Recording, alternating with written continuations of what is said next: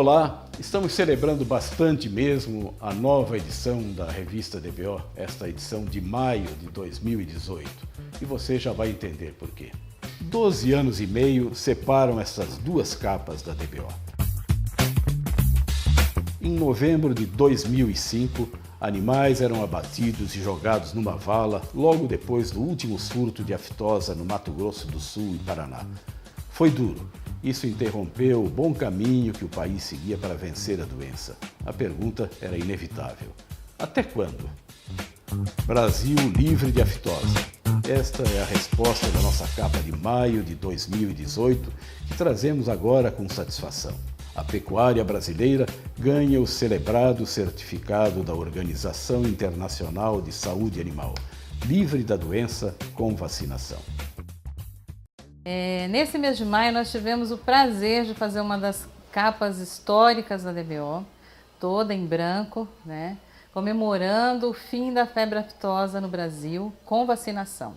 Depois de 60 anos de luta, de batalha, vacinando um rebanho gigantesco, a gente conseguiu finalmente vencer essa doença. Nós temos o maior programa de vacinação de bovinos do mundo. É muito difícil vacinar 2 vezes por ano um rebanho tão grande, né? E essa luta só foi realmente vitoriosa porque aglutinou todo mundo.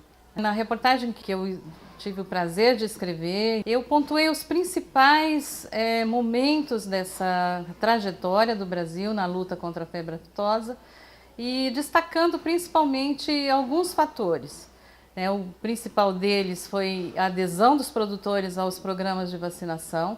Outro fator que foi muito importante para essa vitória foi a vacina oleosa, que substituiu uma vacina de basacosa, que dava ao bovino uma imunidade mais curta. Essa vacina oleosa ela foi fundamental para a vitória do Brasil nessa luta contra a aftosa.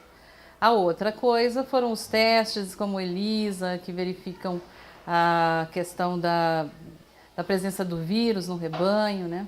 Foram muitos fatores, mas o principal deles é que a cadeia realmente se articulou para ganhar essa luta. E a gente agora vai comemorar em Paris com um churrasco, né? Promovido pela ABIEC, e esse grande certificado que o país vai conquistar nesse mês de maio, do Brasil livre de aftosa com vacinação. Depois do histórico que a Maristela abordou na primeira reportagem, eu vim com uma segunda falando sobre a retirada da vacinação. O plano do MAPA é bastante ambicioso, afinal o Brasil tem 8,5 milhões de quilômetros quadrados e um rebanho de 219 milhões de cabeças. E para a gente fazer a retirada da vacinação, não tem como isso acontecer de uma hora para outra.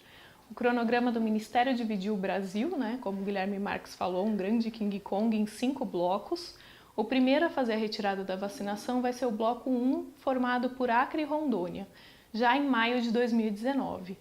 De que forma isso vai ser discutido, de que forma isso vai ser levado adiante, tem a ver com as reuniões que estão sendo feitas juntamente com o Ministério para decidir o plano caso a caso.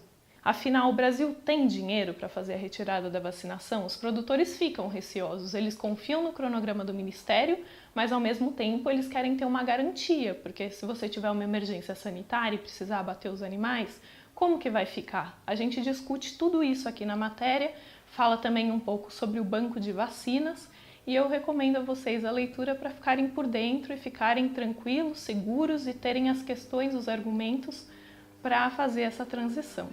A guinada da Marfrig é outro destaque da edição. Ao comprar a National Beef norte-americana por quase $1 bilhão, a empresa pulou para a segunda do mundo no setor da carne bovina, atrás da JBS.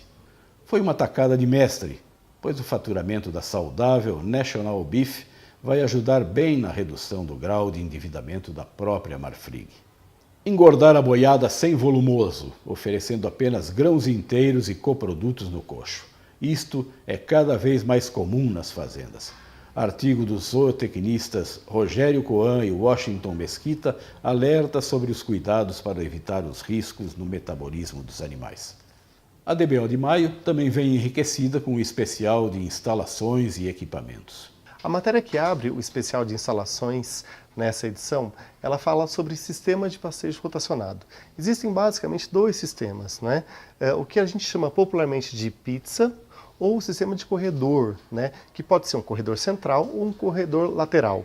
E como é que o produtor ele vai escolher entre um sistema e outro? É preciso deixar de lado algumas preferências pessoais e se ater mais a critérios técnicos, né? Por exemplo, como é que é o relevo dessa área? Se é um relevo um pouco mais acidentado, é mais indicado um tipo de rotacionado.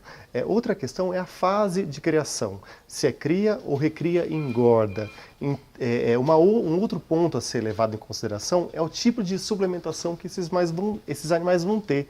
Se é uma suplementação mais pesada, que vai exigir um trânsito mais frequente de maquinário, então você precisa preferencialmente ter um corredor, né? Então, alguns fatores o produtor ele tem que levar em conta na hora de escolher qual é o sistema mais indicado para o seu sistema de produção.